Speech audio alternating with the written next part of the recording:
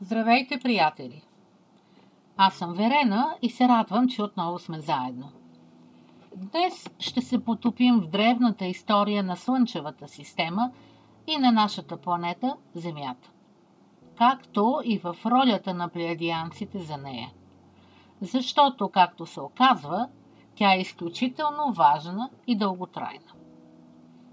Някои от събитията, за които ще стане дума, макар и случили се преди много хилядолетия и милиони години, все пак са запазени в колективната памет на човечеството, а други остават като далечно нашепване за драматично минало и скрити тайни.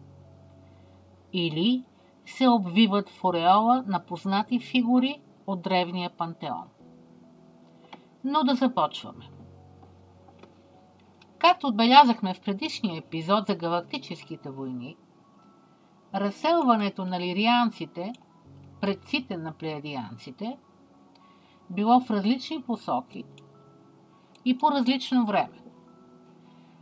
Войната на лирианците с драконианците, а по-късно и мащабната война с империята на Орион, пренареждала многократно картата на галактиката.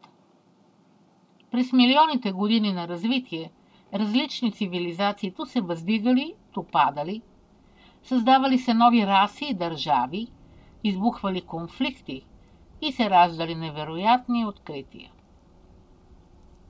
Според огромната част от контактьорите, още преди Лириано-драконианската война, една част от лирианците се установили в системата на Орион. По-късно те се включили в създаването на империята там и дали съществен принос в нейното развитие. Те били хуманоиди и са известни като ахеоплеядианци. Приема се, че са участвали във войната на Лира с Орион, но предимно на страната на империята. Драконианците, естествени съюзници на империята на Орион, агресивно изследвали галактиката и така се натъкнали на нашата Слънчева система. По последни данни, Млечният път е с диаметър около 100-120 хиляди светлинни години и съдържа над 100 милиарда звезди. Слънчевата система се намира на около 27 000 светлинни години от центъра на галактиката. Тоест, ние не сме близо до центъра на галактиката и не сме в много посещаван нейн район. Твърди се, че преди около 300 милиона години, хронологията е до някъде условна, Земята била открита от двама братя от драконианската империя. Тя била няколко пъти по-голяма от сегашните си размери и много богата на ресурси, но нямала приливи и отливи, което пречело на еволюцията на живота. Отчитайки това като голям недостатък, драконианците, заедно с империята Орион, докарали един издълбан планетоид и го разположили на такова разстояние, че диаметърът му да бъде голям, погледнато от Земята, колкото диаметърът на Слънцето. В допълнение, синхронизирали движението му така, че едната страна на спътника да бъде винаги обърната към Земята. Драконианците имали милиони години история зад гърба си и били майстори в издълбаването и придвижването на кухи астероиди. Твърди се, че през самия астероид разполагали малка черна дупка, която да го притегля в необходимата посока. Така се появила Луната. Големината й, точното й разположение, поради което са възможни слънчевите затъмнения, както и много други факти, все още объркват учените. По-настоящем има доказателства, които сочат, че може би тя е куха, с метално покритие под своята повърхност. За аномалии на нашия спътник са докладвали минали астрономи включително личности като Платон, сър Уилям Хершел и много други. Интересен факт тук обаче е, че препратки към времената, когато на небето не е имало луна, могат да бъдат открити в някои антични трудове и обичаи. Древногръцките философи Демокрит, Анаксагор и Аристотел загадват, че е имало време, когато луната не се е виждала на нощното небе. В устните предания на колумбийските местни хора от планините на Богота, племето Чипча, се твърди, че в най-далечни времена луната още не е била на небето. А в Тиахуанако, Америка, знаците на Пуерта дел Сол и стените на Каласасая демонстрират, че луната е влязла в орбитата на Земята в определен миг от времето. Тук можем да споменем и за една зулуска легенда, според която луната е донесена преди стотици генерации от влечуги. Двама братя в галактически костюми – Лоуане и Мпанку. Откъде са можели да знаят това? Дали докарването на нашия спътник е станало преди около 300 милиона години или доста по-късно, както отбелязано в Тиахуанако, не е толкова важно. Пък и точната хронология се губи в гънките на миналото. Ние за сега ще се придържаме към официалната версия на повечето контактьори по този въпрос. Докарването на Луната като спътник явно е предизвикало големи катаклизми. Но след това движението на Земята се стабилизирало, оста й се наклонила и се появили сезони. Дори се твърди, че земната година се увеличила от 290 на сегашните 365 дни.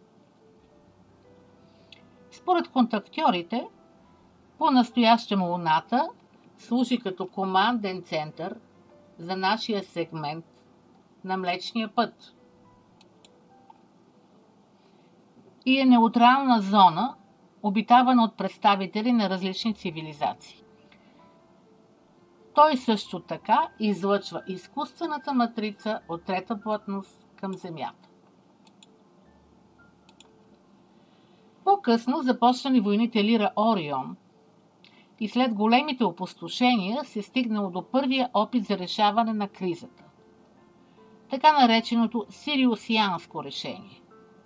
Бракът между безсмъртната драконианска царица Тиамат и лирианския принц Тибарион. Целта била създаването на една властваща генетична линия и постигането на мир. Царица Тиамат има важна роля както в лириано-орионските войни, така и в историята на Земята. Нейният брак с Тибарион станал причина за създаването на множество хибридни раси с смесени генетични линии, с хуманоидна и рептилианска ДНК. Те били мускулисти и високи на ръст, с удължени черепи и цвят на кожата от много бледо, албиноси, до тъмно синьо или червено, въплъщавайки формата на хуманоидни войни. По-късно, част от тях създават империята Анах, частична наследница на империята Орион, която управлява нашата Слънчева система. Тези хибриди са познати в земните исторически записи като Анунаки или в последствие Атланти и почитани като божествени същества от древните цивилизации на Месопотамия, Гърция, Африка, Индия, Рим и Атлантида и дори описани в Стария Завет. Но да се върнем към Земята в ранните й години. След докарването на Луната, нашата планета, вече оборудвана с система за приливи и отливи, била дарена на царица Тиамат от съпруга й и назована на нейно име. Царица Тиамат харесала планетата и разработила стратегия за заселването й така, че преди около 252 милиона години се появили първите влечуги на Земята. За голям период от време, около 30 нови хибридни семейства, потомци на Тиамат и Тибарион, влечугоподобни хуманоиди по своята същност, се развивали необезпокоявани на планетата. В космологичните текстове на шумерите Енума Елиш, тези семейства са предци на днешната Кабала или 13-те кралски кръвни линии, търсещи само господство, ресурси и сила за задоволяване на собствените си интереси. По-късно на Тиамат по генетичен път били създадени динозаврите. Те били оставени да растат и да се развиват като потенциален източник на протеин.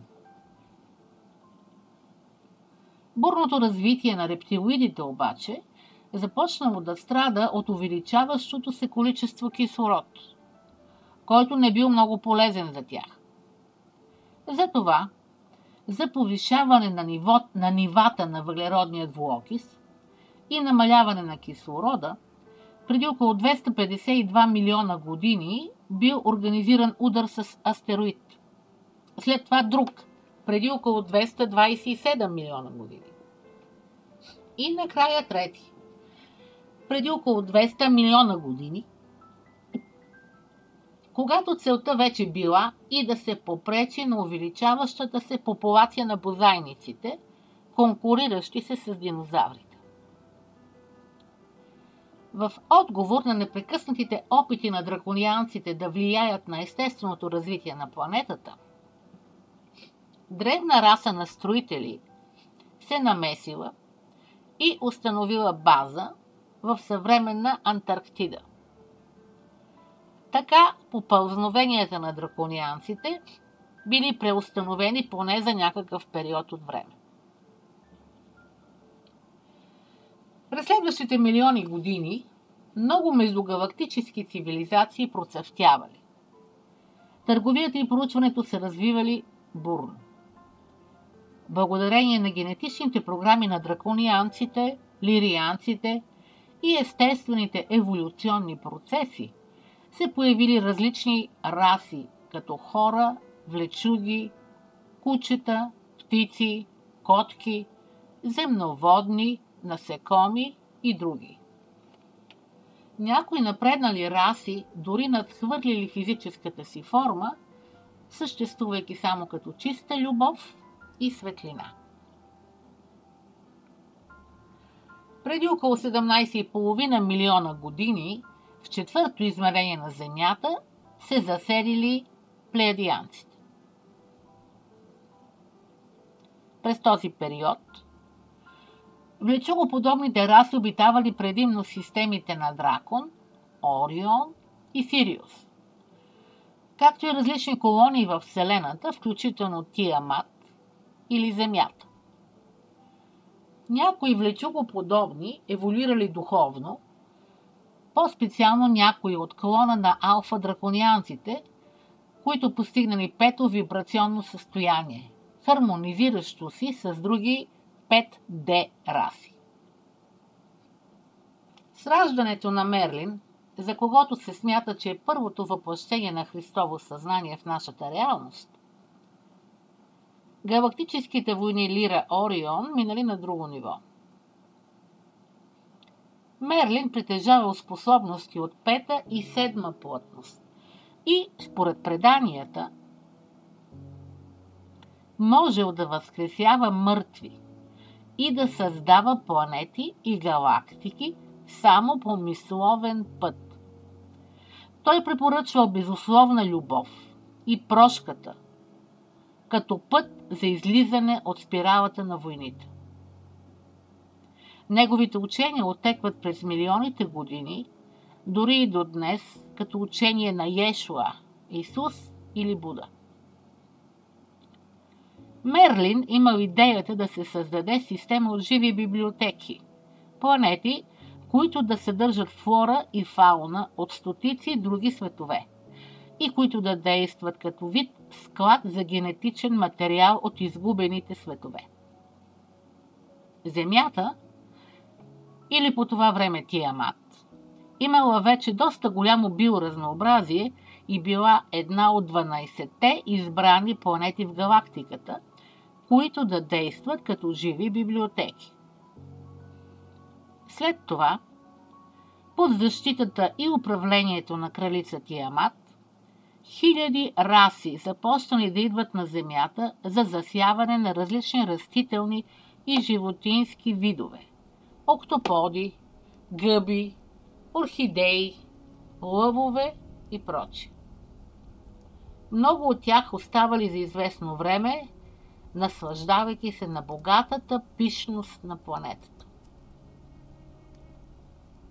Тиамат сама помогнала за зараждането на живот и създава андрогинна хуманоидна раса от гиганти, наречена Намулу, които да действат като пазители на живата библиотека на планетата.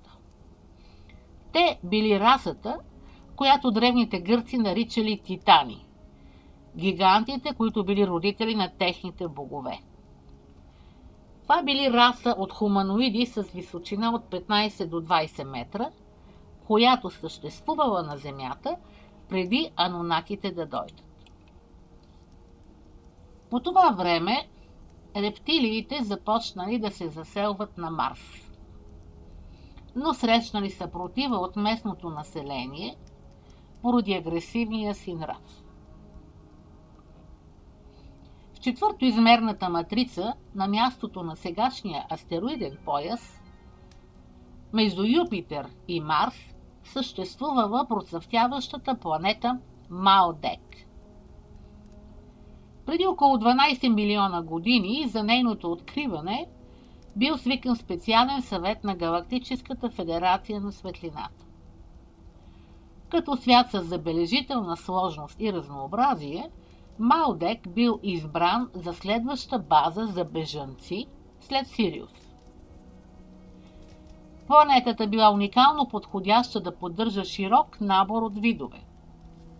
Към местната марсианска цивилизация се добавили опитът и знанията на бежанците, предимно рептилии, пристигащи от огнищата на войните Лира, Орион. По времето, когато Земята все още нямала собствен разумен живот, двете планети, Марс и Малдек, поддържали една напреднала цивилизация, чиято столица се явявала планетата Марс. В градските центрове на Малдек марсианците живеели в среда, ръководена от дълбоко вкоренени социални структури и културни практики. Тяхното общество било организирано в 4 основни общности – учени, войни, търговци и работници, като всяка от тях имала собствена роля, определяща работата и социалните взаимодействия. Повечето марсианци имали зелен или тъмен цвят на кожата, а някои от тях, по-надарените, имали силни психически способности и можели да променят формата си. Марс и Малдек се развивали сравнително мирно. Често избухвали малки конфликти поради характера на прииждащите бежанци, предимно рептилии. Това създавало проблеми, но населението вече било свикнало да се справя с тях. Назрявали обаче събития, които щели коренно да променят разпределението на силите в галактиката и съдбата на двете планети. Един съдбовен ден Малдек бил атакуван от империята Анах, възвестявайки ера на опустошение, напомнящо за древната Сиакар империя. Анах освободили вирус, предназначен да обезвреди и да пороби всеки вид, който са срещали. Това довело до гибел и опустошение, тъй като марсианците били слаби и не можели да се възползват от способностите си. Обзети от паника и отчаяние, много от тях бързо се разболели и били заловени от силите на Анах. Въпреки съпротивата на друга част от тях, планетата била изцяло завладяна. За това, какво е довело до разрушаването на Малдек, има различни версии. Според някои от тях, Марс, който също бил полигон на завоевание и погром, призовал плеядеянците за помощ. Те се притекли бързо и нападнали, а в желанието си да се противопоставят, новите управници на Малдек увеличили силно енергийната мрежа на планетата и тя се взривила. Според други източници, Анах използвали най-силното си космическо оръжие – Брамастра, описано и в индийските епоси, което можело да унищожава планети и дори звезди. Спомнете си звездата на смъртта от Междузвездни войни. Естествено, има и други версии. Много контактьори разказват различни истории за тази катастрофа, но трагедията и болката присъстват всеки път. Малдек бил разрушен. Милиардите парченца от него образували астероидния пояс между Марс и Юпитер. Атмосферата на Марс, както и самата планета, също пострадали от катастрофичния взрив и тя загубила цветущия си вид завинаги. Много животи били погубени. Тогава плеядеянците се впуснали да помагат на душите, останали без телесна обвивка, и ги засадили в бозайници от планетата Тиамат, които по-късно щяли да еволюират в примати и в последствие да участват в съпротивата срещу империята Анах. От своя страна, техните спасители плеядеянците също се включили активно в тази съпротива. Много малка част от населението на Марс и Малдек успели да избягат било към Тиамат, било към Сириус или Плеядите. От около 100 милиона души, живеещи на Марс, оживели по-малко от 10 милиона. Те се установили под повърхността, където учените създали среда, можеща да поддържа живота дори и на по-голям брой хора. Населени и до днес, градовете под повърхността се развили до четвърта плътност и са невидими за любопитни наблюдатели. По това време първоначалният екип от звездни души, основно плеядеянци, работил на Земята върху живата библиотека. След разрушаването на Малдек и атмосферата на Марс, много милиони души се въплатили на Земята. На помощ за подпомагане на еволюцията на Земята, отвъд матрицата на третата плътност, се притекал и Санат Кумара, водещ група от Венера. Той създал 5D град – Шамбала, над морето на Гоби, а по-късно създал 4D град под нея – Агарта. Междувременно представители на 15 кралски кръвни линии от Орион, известни със своята тъмна и изпълнена с насилие история, които се били скрили на Малдек, също потърсили убежище на Земята. Тяхното намерение било да се влияе върху нейното развитие. Плебеянците обаче противодействали чрез налагане на матрица от трета плътност на хванатата в капан група и стабилизирали ситуацията. През хилядолетията обаче тази група се слява с други влиятелни фракции и формирала това, което днес е известно като кабал, за което споменахме по-рано. По-късно империята Анах завладява Марс и се настанила трайно в Слънчевата система, използвайки Сатурн в неговото четвърто измерение като основна база. След това се случило нещо невъобразимо. Безсмъртната драконианска кралица Тиамат била убита. Стотици милиони години тя управлявала голяма част от галактиката, а някои от нейните потомци, различните кралски хибридни линии, изградили свои собствени империи.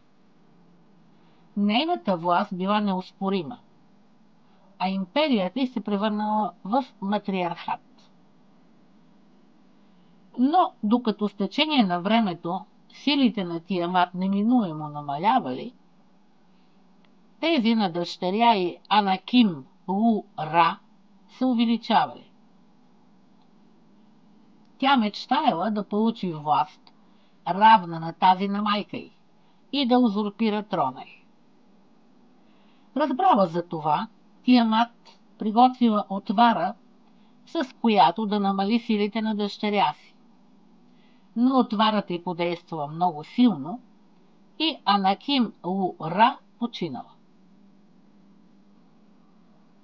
Уведомен за това, Ан, кралят на империята Анах, внук на Тиамат и син на Анаким, решил да отмъсти за смъртта на майка си. Той се противопоставил на Тиамат и поискал от нея да се откаже от контрола над своята империя и хуманоидните колонии. Тя обаче отхвърлила това искане, защото била поела обет пред загиналия си съпруг Тибарион да защитава и пази засадените същества и цивилизации от нейния свят. Ан се вбесил и започнал война срещу Тиамат и нейната империя. По това време планетата на Тиамат била дом на 4 отделни колонии. Лемурийци, разнообразно и мултирасово общество, лирианци, влечуги Драко и агартяни, живеещи в кухата земя. Лемурийците били ранни хоминиди. Скрити в различни пещери, те наблюдавали небесните битки с чувство на страхопочитание, въпреки че тяхното разбиране за събитията оставало рудиментарно. Тъй като войната ескалирала, Анах командири започнали систематично отвличане на беззащитни невинни, като ги транспортирали на борда на своите кораби и така допълнително усилвали мащаба на войната и ужас. В един момент Тиамат имала силата да унищожи цялата си генетична линия Анах, но не го направила. Въпреки натиска на нейните приближени да си отмъсти, тя, обезсръчена от безбройните битки и загуби, била готова на прошка. Във войната били използвани мощни оръжия на империята Анах, при което била засегната цялата 3D и 4D матрица на Слънчевата система. И тогава планетата Тиамат била раздробена на парчета. От своя кораб кралица Тиамат успяла да стабилизира разпръснатите останки, водещи до образуването на нов свят, който ще стане известен като Тера и в крайна сметка Земята. За тази цел тя използвала специална напреднала технология, така наречените таблички на съдбата. В този момент, отчаян и гневен, Ан наредил използването на най-страшното оръжие – Брамастра върху кораба на Тиамат. Детонацията му предизвикала пространствен катаклизъм и опустошение на трето измерение. И така кралица Тиамат починала и смъртта й била потвърдена. След това космическо сътресение, Галактическата федерация на световете пристигнала за смягчаване на обширните физически и духовни рани, нанесени на третото измерение. Те успели да изгонят временно империята на атлантите от измерението, за да предпазят Земята от по-нататъчна тяхна намеса. Така Земята загубила своята защитница. Само легенди останали да нашепват за безсмъртната богиня на сътворението Тиамат. И то единствено в шумерските епоси. В течение на времето, Слънчевата система останала изцяло в разположение на империята Анах, която постепенно се съсредоточила върху Земята. Анунаките започнали експлоатацията на нашата планета и на нейните видове, включително нашите предци. Но за това, как е бил създаден човек и кои раси са били замесени в този проект, както и как е протекло властването на анунаките, ще поговорим в следващия епизод от нашата поредица. Благодаря ви, че отново бяхме заедно и че харесахте този епизод. До нови срещи!